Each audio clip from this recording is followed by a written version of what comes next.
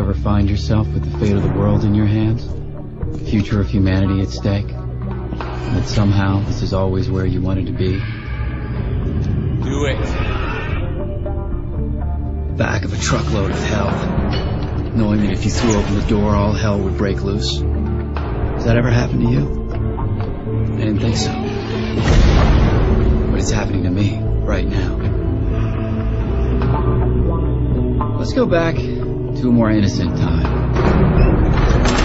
Cretaceous era. The dinosaurs ruled the earth. Except they didn't exactly rule. More like they ran around and ate each other for breakfast, lunch, dinner, dessert, and a midnight snack. Then, a Gulf of Mexico-sized asteroid decided to leave family and friends and make a beeline for, well, Gulf of Mexico. And so, the dinosaurs were killed. But not all the dinosaurs.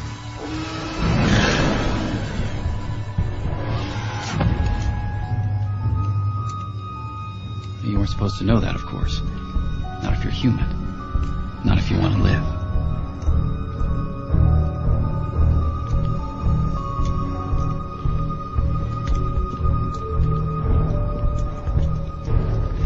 She's clean. Kitty. Huh? Oh.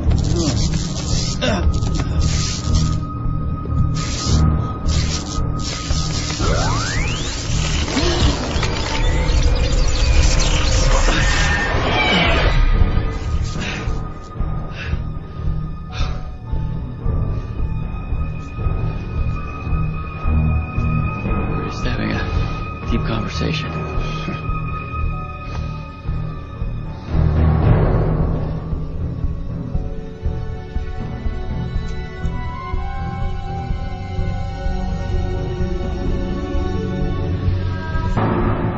Now I want to be very clear about one thing, that our ancestors were as smart as we are today.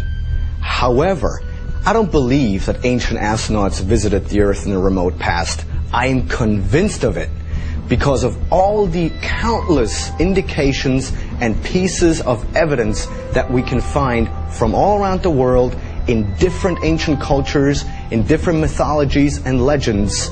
I know it happened because if you look at all the pieces, it's the only conclusion that you can draw.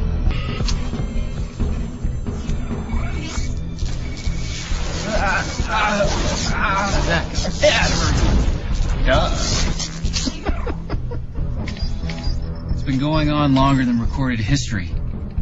Officially sanctioned Natural History 101, that is.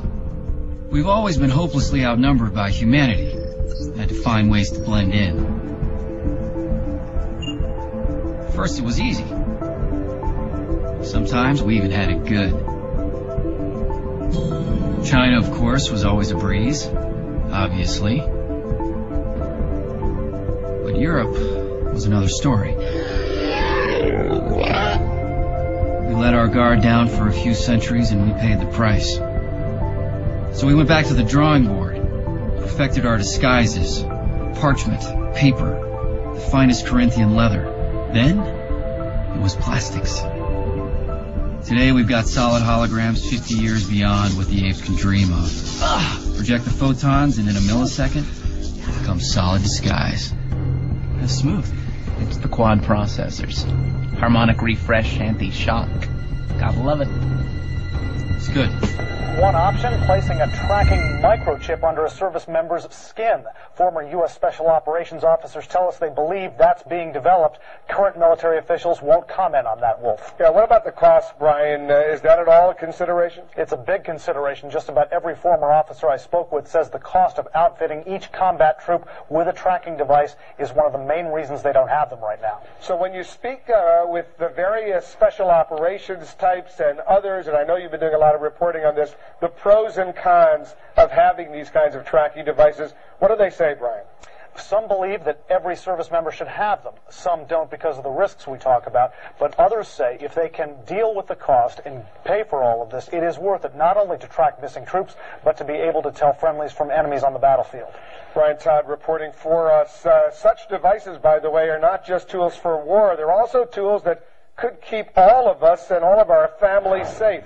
We saw that back in February when 3 mountain climbers and their dog were stranded overnight on Oregon's Mount Hood. Rescuers found them all safe by tracking their mountain locator unit, a device similar to the one seen here. Also, many models of cell phones use GPS tracking software that could locate you in case of an emergency. There are also several products available to keep track of children. Many of them act as emergency cell phones and tracking devices, with some even able to display on a map the places your child has visited.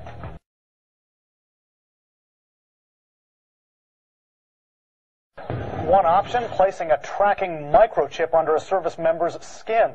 Former U.S. Special Operations officers tell us they believe that's being developed. Current military officials won't comment on that, Wolf.